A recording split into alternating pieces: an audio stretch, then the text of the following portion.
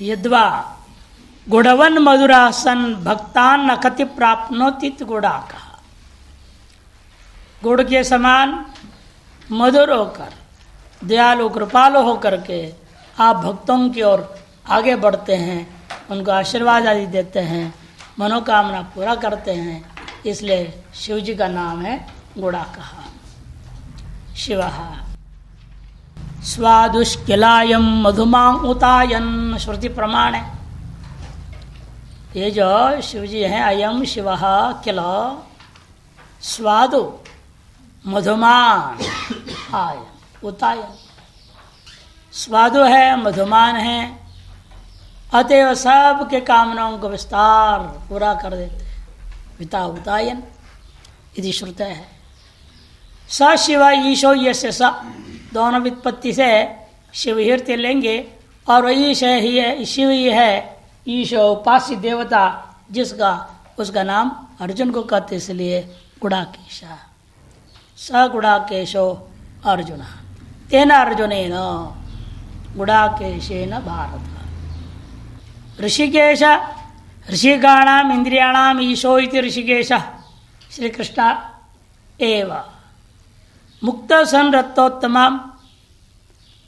एवं मुक्त सन, इस प्रकार से अर्जुन के द्वारा कहे जाने पर, एवं मुक्त सन ऐसे कहे जाने पर, उस रथोत्तम रथिक सारथिभ्याम अश्व विशेषैर ध्वज प्रभावेन च उत्कृष्टत्वेन तद रथस्य उत्तमत्वम।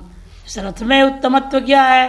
क्योंकि यहाँ जो बैठे हुए हैं रथी, सारथी और ये घोड़े, ये सब के सब ध्वजस्थ जो हनुमान जी, सबके कारण से यह रथ अपने आप में उत्कृष्ट होने से रथोत्तमम कह दिया गया। तम रथोत्तमम सेनयोर उभयोर मध्य स्थापित्वा इति। टिप्पणी में देखिए, श्लोक आदि तो लगभग वही है। अंगुष्ठ तर्जनी योगी गुड़ा नामनी तुमुद्रिका तत्परिमाणा अग्रगेशा यस्येति। अंगुष्ठ और तर्जनी ये योग से जो आकार बनता है उसको गुड़ा नाम का मुद्रा कहा गया है। तार्श मुद्रा के परिमाण के सदृश परिमाण है अग्रकेश, जिनका उसे कहते हैं गुड़ाकेश। अतः गुड़ो गोले क्षुपा गयो इति कोशात गोल पक्षे ब्रह्मांड एवं गुड़ा आनंद अधिष्ठितत्वात्। ये ब्रह्मांड रूपी गोल को आपने गुड़ कैसे कह दिया है? ये ब्रह्मांड तो बहुत कड़वा है, ये मीठा कहाँ है?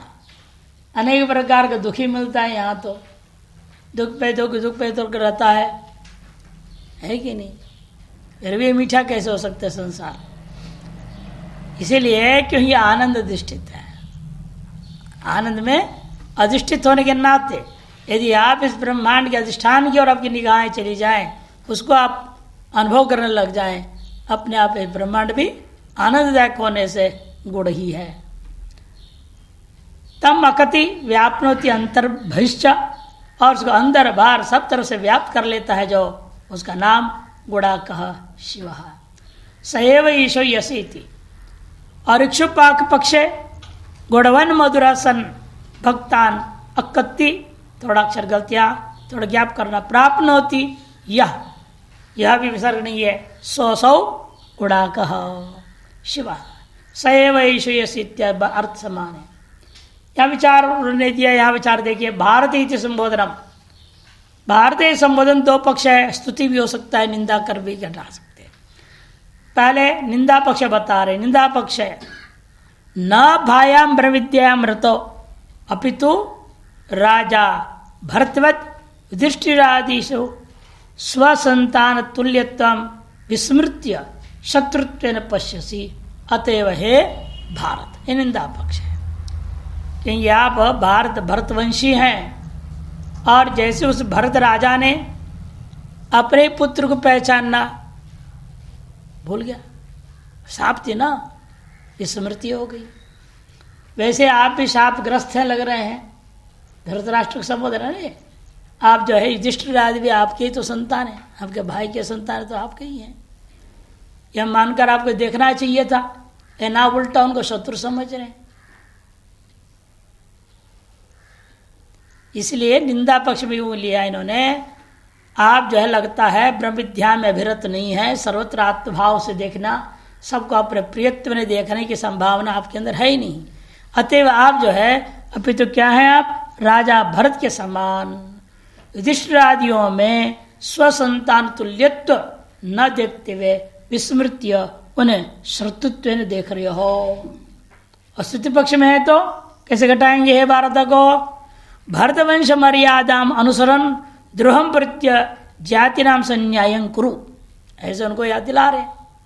आप भरतवंश की मर्यादा का अनुसरण करते हुए युधिष्ठिर आदि के प्रति आपके ही पुत्रों के द्वारा किया जा रहा जो द्रोह है, उस द्रोह का समर्थन न करें, द्रोह का परित्याग करें और अपने ही जाति संबंधियों को युधिष्ठिरादियों के साथ न्याय करे, यह ध्यान दिलाने के लिए हे भारत संबोधन है। उभयोर देवासुरयो सात्विकी स राजतामसयो वृत्यो मध्य अर्थात हृदय, आपके शरीर का मध्य भाग क्या है? हृदय ही है। और पूरे शरीर में राजतामस और सात्विक वृत्तियों के कारण से पूरा शरीर ही एक तरह से युद्ध भूमि है। उस युद्ध भूमि के शरीर युद्ध के बीचों बीच का क्षेत्र हो जाता है हृदय। हृदय पर स्थान में आप मुझे खड़ा कर दो, क्या करोगे वहां स्थित होकर के? रथोत्तमम शरीरोत्तमम साक्षित विशिष्टत्वात् गुरुर्वा कृष्णो वा इति। यह रथोत्तम क्यों हो गया? ये शरीर तार हृदय विशिष्ट होकर के विवेक वैराग्य संपन्न होने वाला होकर के यह शरीर में उत्कृष्ट शरीर कैसे हो जाता है? कारण यह है इसलिए कि साक्षित रूपेण साक्षात चैतन्य को ही आप स्वीकार करते हैं। साक्षित से विशिष्ट होने के नाते ये शरीर भी उत्तम माना जाएगा। और जो अपने साक्ष्य भाव को आत्मभाव को नहीं मानता है उसके लिए शरीर भी घोर नरक ही है। आगे आगे नरके नियतम वासः में बताएंगे शरीर भी नरक है। इसे शरीर ही हमारे लिए स्वर्ग है, शरीर ही नरक है, शरीर ही मुक्ति का मुख्य साधन भी है। प्रसंगानुसार इसलिए शरीरम प्रथमेव तु रथ शब्द से शरीर लिया जाता है और अलग अलग जगह अलग अलग अर्थ लिया जाएगा। और यहाँ पर गुरु है, कृष्ण है, चाहे आत्मा है, साक्षी है, तदरूपेण आप हृदय में स्वीकार करते हो। विवेकशाली मुमुक्ष होकर के उस दृष्टिकोण से देखते हैं, फिर तो आपके लिए यह शरीर सर्वोत्तम शरीर है। अब ऐसे आगे 3 श्लोक दो को एक साथ ले रहे हैं, 25, 26, 27 ये 3 श्लोक है जो खड़े होकर के वो देखना शुरू करता है। और भगवान कहते हैं, खड़ा करके भगवान कह रहे यहाँ पर बोलना चाहिए था भगवान वाचा, नहीं बोले हैं। लेकिन पहले वे जरा ऐसे कहे थे दुर्योधन वाच होना चाहिए था, नहीं बोले हैं। जहाँ से जिसका वचन शुरू है उसका नाम वहाँ होना चाहिए, चाहे वो आधा श्लोक हो, 1 श्लोक हो, कुछ मतलब नहीं, यहाँ होना चाहिए था। भगवान कह रहे हैं यहाँ पर लिख लो, क्या आपत्ति है? प्रमाद हुआ है किसी जमाने में तो आप सुधार लो। भीष्म द्रोण प्रमुखतः सर्वेषांच महीक्षितान् उवाच पार्थ पश्येतान् समवेतान् कुरूनिति। द्रोण प्रमुखतः सर्वेषांच महीक्षितान् उवाच पार्थ पश्येतान् समवेतान् कुरूनिति। उवाच का उवाच भगवान उवाच, क्या संबोधन दे रहे अर्जुन को? हे पार्थ, हे पार्थ, ऐसे भगवान संबोधन करते हुए उवाच कहते हैं। पश्य एतान समवेतान, इनको देखो तुम जो यहाँ पर इकट्ठे हुए हैं।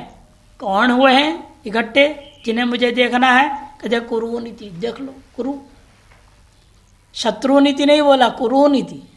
यहाँ पर देखो शत्रुनीति हो सकता था, कुरुनीति क्यों कर दिए? इन भगवान खुद चाहते हैं इसके अंदर थोड़ा इन लोगों के प्रति मोह को हम जगाएं। जितना मोह जगाएंगे उतना ही सुंदर ढंग से अपना कुतर का जाल बिछा पाएगा। युक्तियां देगा ना, युद्ध न लड़ने के लिए आगे शास्त्र सम्मत युक्तियां देगा, ऐसे नहीं। और अस्थान में प्रयोग कर रहा है, ये गड़बड़ है। अस्थान है, यदि लागे कि स्थान ऋषिकेश तो प्रकीर्तिया आएगा आगे। स्थान में प्रयोग करना उचित नहीं होता है। शास्त्रों को परिस्थिति को देखते हुए, समय को देखते हुए, जहां जैसी व्यवस्था थी उसके अनुसार प्रयोग करना चाहिए। न कहीं का कहीं लगा दोगे तो अन्याय होगा, शास्त्र के साथ अन्याय हो जाएगा। कुरुओं को देखो, कुरु वंशियों को देखो, उसमें से भी भीष्म द्रोण प्रमुख माने आदि, प्रमुख शब्द का अर्थ यहाँ आदि है। भीष्म द्रोण आदितः सर्वेषां च महीक्षिताम्, सभी के सभी जो मानव एक से पृथ्वी के पालने वाले अन्य जितने भी राजा लोग हैं, मही मही माने पृथ्वी, उस ईक्षित ईक्षण करने वाले, संभालने वाले, शासन करने वाले जो राजा लोग हैं, उन सभी को देखो। भीष्म द्रोण आदि जितने कुरुवंशी हैं और उनके साथ में आए हुए अन्य जितने भी आपके लोग हैं, उन सभी राजाओं को भी देखो। शंकराचार्य टीकाकार कहते हैं भीष्मेति भीष्म द्रोण प्रमुखतः षष्ठी बहुवचनांता तसी, षष्ठी बहुवचनांतस तसी, अर्थात षष्ठी के बहुवचनांत से तसी प्रत्यय लाया गया। भीष्म द्रोणादीनाम, भीष्म द्रोणादीनाम षष्ठी बहुवचन, उससे तसी प्रत्यय भीष्म द्रोण प्रमुखतः, भीष्म द्रोण प्रमुखम माने आदिर ऐशा ते इति भीष्म द्रोण प्रमुखाः। तो षष्ठ्यंत अर्थ में तसी, सार्वभक्तिक तसी कहा जाता है इसी को। प्रसिद्ध क्या है पंचम्यास तहसील, लेकिन यहाँ उसको नहीं लेंगे, सार्वभक्तिक तहसील लेंगे कि सभी अर्थों में तहसील ले सकते हैं ना आप। अतः सभी अर्थ में से यहाँ षष्ठी अर्थ में तहसील प्रत्यय लाया गया। इसे तहसील नहीं कहते, तहसील तो पंचमी ही होता है, लित स्वर हो जाएगा ना, फिर स्वर भेद हो जाएगा। इसे तसी, तहसील नहीं करना, तसी। महीक्षितः क्षत्रिय न्याय नात्रा, अरे सभी को राजा कैसे कहते? भीष्म तो राजा नहीं, द्रोण भी राजा नहीं, कभी नहीं हुए। हाँ, उनको सबको राजा कह दे रहे हो, कहते क्षत्रिय न्याय से। आगे ना क्षत्रिय न्याय, कल चर्चा हो रही छाता क्षत्रिय न्याय न अत्र भीष्म से महीक्षितत्व, वास्तव में भीष्म ही महीक्षितत्व है। भीष्म ही महीक्षितत्व है, द्रोण में भी महीक्षितत्व आ गया, राजत्व मान लिया क्षत्रिय न्याय से। चित्रणो यान्ति, जैसे सड़क पे बारिश हो रही है तो 10-20 लोग छाता लिए चल रहे हैं, 2-4 ऐसे भी होंगे बिना छाता वाले, उनको भी गिना दिया हमने सब, कौन कौन जा रहे हैं, सब जा रहे, सब छाते वाले जा रहे हैं। सब छाते वाले कहाँ जा रहे हैं? व्यवहार हो जाता है ऐसे। ऐसे यहाँ पर भी 2-3 राजा नहीं, कृपाचार्य भी राजा नहीं, द्रोणाचार्य को भी राजा नहीं हुए, भीष्म को भी राजा नहीं हुए। ये 2-4 ऐसे हैं जो बिना राजा हुए ही हैं उनके, लेकिन अन्य सब अधिकतर राजा लोग होने के नाते उनके साथ उन्हें भी राजा शब्द व्यवहार हो जाता है। तेषां भीष्म द्रोण प्रमुखानां महीक्षितां भूभुजाम इत्यर्थ, पृथ्वी के भुजा जैसे हैं ये, रक्षा करने वाले। सर्वेषां शरणवताम इति शेषः। और भगवान जब बोल रहे हैं तो इस ढंग से आवाज से बोल रहे हैं कि सभी को सुनाई दे। सर्वेषां शृण्वताम, यह ध्यान कर रहे हैं। संक्रांति कार्य भगवान का वचन इसलिए इस तरह से जान के हैं कि सबको सुनाई दे। सर्वेषां शृण्वताम इति शेषः। हे पार्थ, समवेतान समवायम प्राप्तान, इकट्ठे हुए हैं, एतान कुरून पश्य इत्युवाचा। अंतःकरण सहित दशेन्द्रियाणाम प्रत्याहार दशनाम फिर द्योतिता। ये 3 श्लोकों में 10 नाम आएंगे। अब 2 आगे ना, भीष्म और द्रोण, और आगे 2 श्लोक का कुल मिला के 8 नाम है। इन 10 नामों के द्वारा जो है 10 इंद्रियों सहित अंतःकरण का प्रत्याहार करने के लिए विधान कर रहे हैं। और यह पुनः पार्थ संबोधन क्यों दिया? पुनः पार्थ संबोधनम आश्वासनार्थम, आश्वासन देने के लिए अर्जुन को कि देख करके घबराओ मत, मैं तुम्हारे साथ हूं। और मुझे इसलिए तो विश्वास करोगे क्योंकि मैं कोई और दूर के आदमी नहीं हूं, या भाड़े का आदमी नहीं हूं। भाड़े के जो बदमाश है ना, वो कोई काम के नहीं होते हैं, वो धोखाबाज होते हैं। हम तो तुम्हारे कौन है? अर्जुन क्या है? बुआ का लड़का है, बुआ का लड़का है ना। इसे देखो कह रहा हूं यहां, प्रथा मम पितु स्वसा। प्रथा कौन है? मेरे पिताजी की बड़ी बहन है। तस्या पुत्रोसी, तुम उसके बेटे हो, बुए के लड़के हो, तो विश्वसनीय हो गया ना। माने मामा का लड़का हो गया। मामा के लड़का बुआ का लड़का, बड़ा मित्रता होती है, बड़ा प्रेम होता है। इसीलिए तुम हम पर विश्वास करो, हम तुम्हें धोखा नहीं देंगे किसी प्रकार से। न तुम्हें चोट लगने दूंगा, न मुझे चोट लगेगा, न घोड़ों को कुछ होने दूंगा। इस तरह से मैं रथ चला कर तुम्हें विजयी बनाऊंगा, ऐसा आश्वासन दे रहे। भले दिखा रहे हैं, डरा रहे हैं, देखो ये सब बड़े बड़े बैठ खड़े हैं, फिर भी आश्वासन दे रहे, पार्थ तुम घबराओ मत, मैं हूं तुम्हारे साथ। वृत्ति दर्शनंतो चिदाकाश धारण पूर्वक ध्यान सिद्ध्यर्थम। इस प्रकार से 10 इंद्रियों का वृत्तियों के माध्यम से, 10 नाम के माध्यम से 10 इंद्रियों की वृत्ति दिखा रहे हैं और बहिर्मुखता कर रहे। देखो बोल रहे, देखो आगे देखो। ये बहिर्मुख करने का अभिप्राय क्या है? इसको भगवान ने ऐसे क्यों कर रहे हैं? कहते इसीलिए चिदाकाश धारण पूर्वक तुम्हें ध्यान की सिद्धि के लिए क्या करना है? प्रत्याहार करना पड़ेगा। देखते हुए भी न दिखे वो स्थिति माना है। वेदांत यही सबसे बड़ी प्रक्रिया है। कई बार बताता हूं, महात्मा लोग गंगा तट में, नदी तट पे क्यों बैठते थे? मुख्य 2 ही उद्देश्य था। नदी के लहर को देख करके इस संसार के क्षणिकत्व का दृढ़ निश्चय कर लेना, और उस नदी में जो पार के वस्तुओं की परछाई दिख रहे हैं उसको देखते हुए यही हमेशा बोलना, अपने मन को समझाना। जैसे जल में मकान दिख रहा है, पेड़ दिख रहा है, गाड़ी घोड़े दिख रहे हैं, पशु पक्षी दिख रहे हैं, इन वास्तव इनमें कुछ भी नहीं है। उसी प्रकार से मेरे हृदय से इन इंद्रियों के द्वारा जो भी मैं देख रहा हूं वास्तव में कुछ भी नहीं है। इसलिए देखना होता है। हम बार बार कहते हैं, इसलिए भाई आधुनिक दृष्टांत जो संसाधन है इसका भी उपयोग कर सकते हो बहुत सुंदर ढंग से वेदांत में। टीवी के सामने बैठो और बोलो, टीवी दिख रहा है लेकिन है ही नहीं यहाँ, ये दिख रहा है ये है ही नहीं यहाँ, ये चिंतन करना शुरू कर दो, आपका स्क्रीन दिखना शुरू हो जाएगा। भले सीरियल चल रहा है, समाचार है, जो भी हो रहा है, बड़ा युद्ध भी दिख रहा है, आपको कुछ नहीं दिखेगा। अभ्यास करना पड़ेगा पहले। बैठे बैठे ये है दिख रहा है लेकिन है ही नहीं, ये दिख रहा है लेकिन है नहीं, दिख रहा है किंतु है नहीं, दिमाग में इसको चलाना पड़ेगा। मैंने अपने चिदाकाश में धारणा करनी है कि वास्तव में दिखता तो है लेकिन नहीं है, लेकिन वास्तव में है नहीं।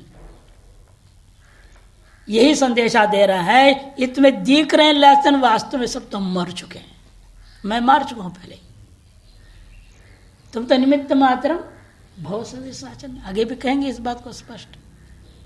इसलिए है ही नहीं है। यह दृढ़ निश्चय करने के लिए, प्रत्याहार अभ्यास कराने के लिए जान के भगवान ने कहा पश्यो कहते।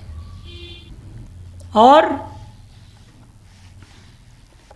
बाधकी भूत प्रतिबंधका नाम निवर्तन पूर्वक वैराग्य सिद्ध्यर्थंच, केवल प्रत्याहार करके आप जो है धारणा पूर्वक ध्यान करेंगे, इतना ही नहीं किंतु साथ साथ बाद की भूत जो प्रतिबंधक है इन सकल का निवर्तन पूर्वक वैराग्य की सिद्धि भी में उपयोगी होता है।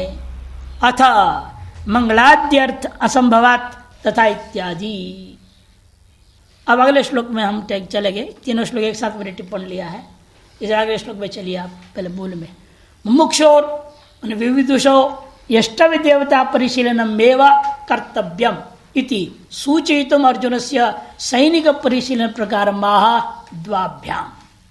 मुमुक्षु हो ये विद्वान हो उसके लिए हमेशा इष्टव्य देवता का ही निरंतर परिशीलन करना चाहिए, ये उसका कर्तव्य। आपके जो उपास्य देवता, इष्टव्य मने यज धातु है, इष्टव्य यज देव पूजा संगति करणेश है ना। जब आपने जो उपासित देवता है उसी का ही परिशीलन चिंतन मनन निरंतर करना चाहिए। यह सूचित करने के लिए अर्जुन के सामने में उन सबको दिखा रहे हैं। कौन? सैनिकों का परिशीलन करा रहे हैं कि क्षत्रिय के लिए और युद्ध के प्रसंग में क्षत्रिय का उपास्य क्या है? वास्तव में युद्ध ही उपास्य है। क्षत्रियाणाम युद्धम एवं इष्टव्य, क्षत्रियों के लिए युद्ध ही इष्टव्य उपास्य है। यह मौका मिले ऐसे कहाँ मिलेगा? युद्ध का मौका क्षत्रियों को इतना आसानी से मिलता नहीं है, और मिल जाए उस मौका को खोना नहीं है। मरेंगे तो स्वर्ग मिलेगा, नहीं मरेंगे तो यहाँ क्या मिलेगा? शूरवीर चक्र मिलेगा ना, परमवीर चक्र मिल जाएगा है? हर तरह से ही दोनों हाथ में लड्डू है। तो इसलिए कहते देखो कि यष्टव्य का चिंतन करना चाहिए। इसी नियम के आधार मुझे सैनिकों का परिशीलन करने के प्रकार को बता रहा हो। सैनिक परिशीलन प्रकारम आह द्वाभ्याम श्लोकाभ्याम इति। तत्रापश्यस्थान पार्थः पितॄन्नत पितामहान् आचार्यान् मातुलान् भ्रातॄन् पुत्रान् पौत्रान् सखींस्तथा श्वशुरान् सुहृदश्चैव सेनयोरुभयोरपि तान् समीक्ष्य स कौन्तेयः सर्वबन्धूनवस्थितान् तत्रापश्यस्थान् पार्थः पितॄन्नत पितामहान् आचार्यान् मातुलान् भ्रातॄन् पुत्रान् पौत्रान् सखींस्तथा श्वशुरान् सुहृदश्चैव सेनयोरुभयोरपि तान् समीक्ष्य स कौन्तेयः सर्वान् बन्धूनवस्थितान्। तत्र पश्यस्थान पार्थ स पार्थ तत्र युद्ध भूमौ स्थितान सैनिकान अपश्यत। स्थित विभिन्न सैनिकों को देख रहा है, लेकिन सैनिक रूपेण नहीं देख रहा है, शत्रु रूपेण भी नहीं देख रहा है, सैनिक रूपेण भी नहीं देख रहा है। यानी क्या देख लिया उसने? पितरीन, ये तो चाचा ताऊ वगैरह खड़े हैं यहाँ पर, पितामहान दादा लोग खड़े हैं, आचार्य गण हैं, आगे ना मातुलान, कल पूछ रहे थे ना, शकुनी का नाम आया नहीं कहीं गीता में, सीधे नहीं बोला मातुलान। जब दुर्योधन के मामा ने, इनके भी मामा लोग हैं, दोनों तरफ के मामा गण हैं वहां। जब बहुवचन है सब, एक मामा नहीं है, एक दादा नहीं है, सब अनेक बहुवचन प्रयोग कर रहे हैं। एक दो के ताऊ चाचा नहीं है, पितरीन, पितामहान, आचार्यान, खुद के दो आचार्य ही, द्रोणाचार्य कृपाचार्य, अन्यों भी तो आचार्य गण आए होंगे, इसलिए आचार्यान, नहीं तो द्विवचन होता, बहुवचन प्रयोग कर रहे हैं। मातुलान, भ्रातरीन, पुत्रान, पौत्रान, पुत्र भी है, पौत्रगण भी आए वे, बिल्कुल युवावस्था वाले, ताजा, बिल्कुल तैयार, अभी अभी जैसे आजकल चल पड़ा है ना अग्निवीर, अग्निवीर लोग ऐसे मुख्य सैनिक होता है कि अग्निवीर होता है, वैसे ये भी अग्निवीर जैसे पौत्र लोग बेचारे वो भी आ गए हैं। मित्रगण भी सभी के अपने अपने मित्रगण, सखींस तथा, गिन लो कितने हो गए? पितरीन 1, पितामहान 2, आचार्यान 3, मातुलान 4, भ्रातरीन 5, पुत्रान 6, पौत्रान 7, सखींस 8, श्वशुरान सुहृदश्चैव, ससुर और सुहृद, सबके ससुरगण और सबके अत्यंत प्रिय मित्रगण, अति मित्र सुहृद बोलते हैं। 10 इंद्रियों के लिए ये 10 नाम हो गया। और वहां 2 थे, भीष्म और द्रोण, मन और बुद्धि, तदुपलक्षित अंतःकरण। अंतःकरण विशिष्ट 10 इंद्रियों के लिए संकेत इस प्रकार से कर दिया गया। सेनयोर उभयोरपि स्थिते, उभयो सेनयो मैंने इधर सात्विक सेना है, इधर राशि तामसी है, और सारे वृत्तियां वास्तव में है क्या? विचार करके देखें, ये वृत्तियां आपके लिए लगते हैं शत्रु, लेकिन शत्रु नहीं है।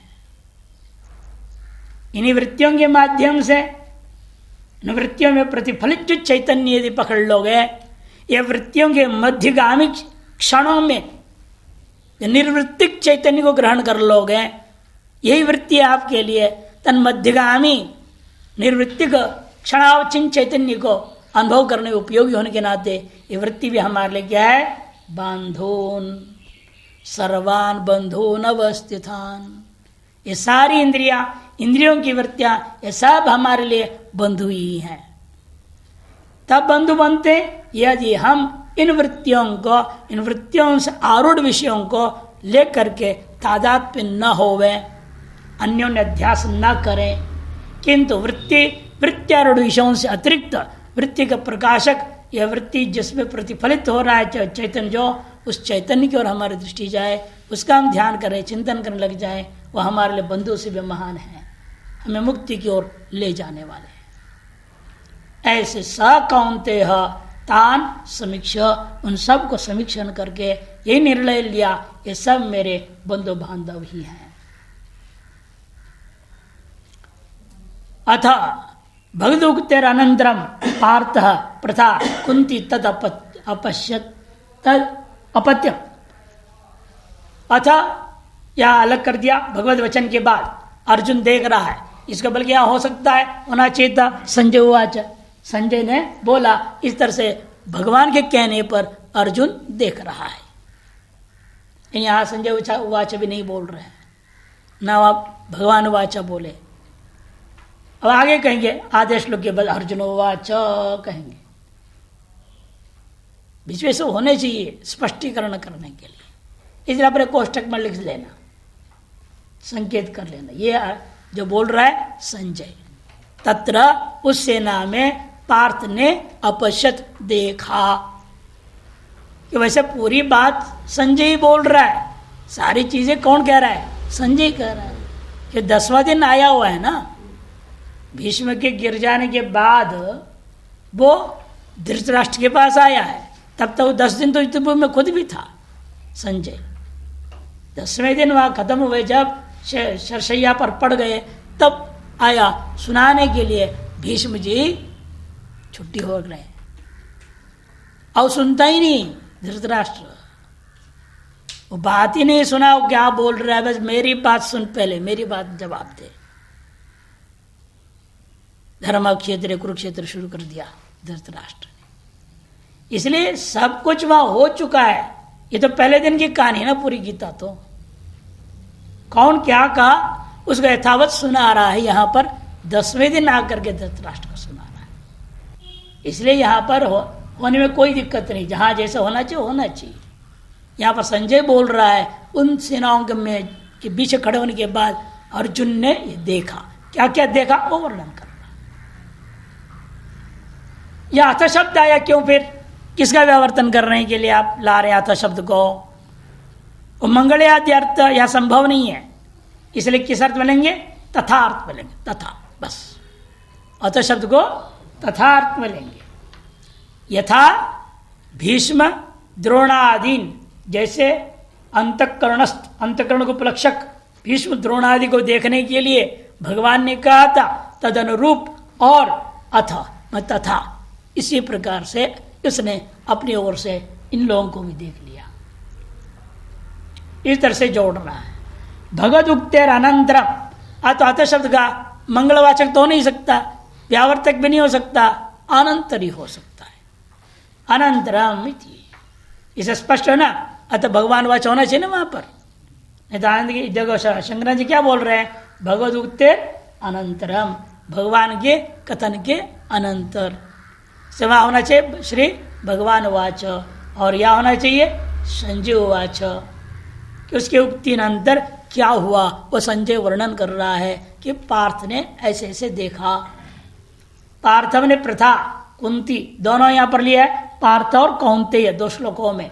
इसे तदपत्यमिति पार्थो अर्जुना, यत्र अर्थ स्थापिता तत्र स्थित्वा जहां रथ की स्थापना कर दी गई थी वहीं स्थित होकर के सेनयोर उभयोरपि स्थितान पितॄन पितृव्यान सकीन सखय सवयस्का अपने बराबर आयु वाले सखाय तान और श्वशुरान सुहृदो मित्राणि सुहृद बने मित्र चैवम सर्वानपि स्वीयान एव पश्यत अपने ही जनों को उसने सब जगह देखा न तो तद अतिरिक्तान इत्यर्थ अर्थ किसी को भी वहां शत्रु रूप से देखा ही नहीं।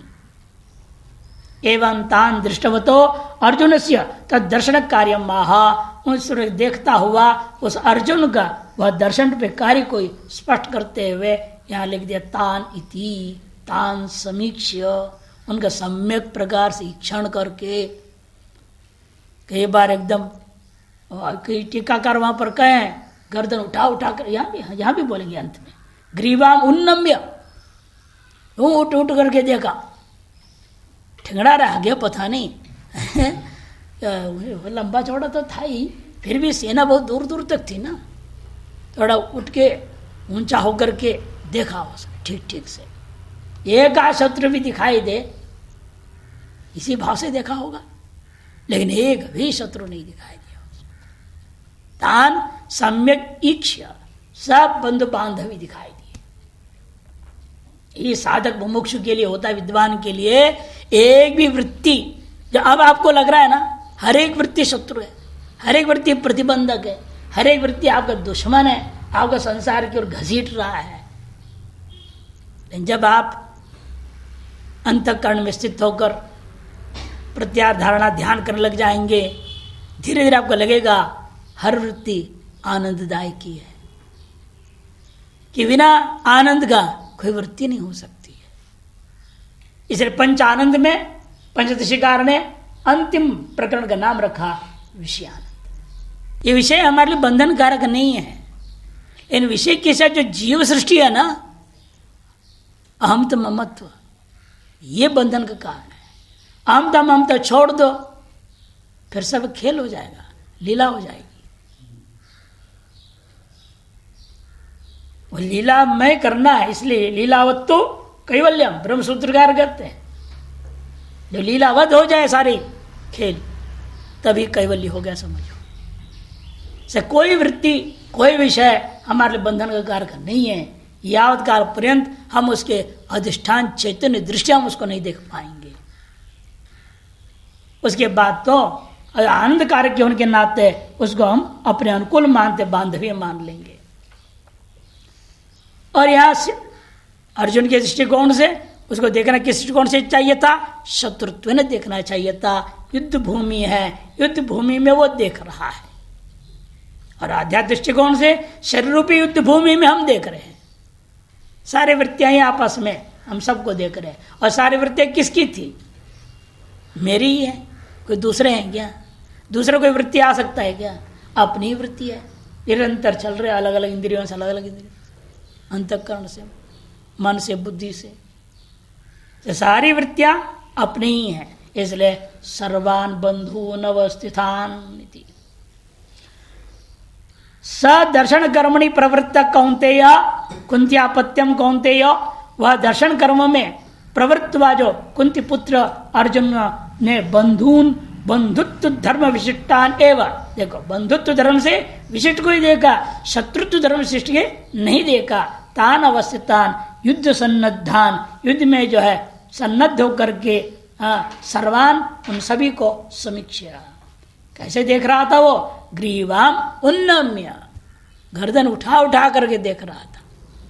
सम्यक दृष्टवा द्वयोरर्थः सम्यक दृष्टवा यह कहने के लिए उन्होंने इस तरह से शब्द प्रयोग किया। द्वयोर मैंने द्वयोर श्लोकयोर अर्थ दो श्लोकों का मिला करके हम एक ही व्याख्या करती है। अब यहाँ भी हम तो 3 श्लोकों को इकट्ठा लिए हैं। अथा देखिए अथ का मंगलाद्यर्थ संभवाद तथा इस अर्थ में ग्रहण करना चाहिए अथवा जैसे संक्रांतिकार ने का अनंतरम शब्द अर्थ भी लिया जा सकता है।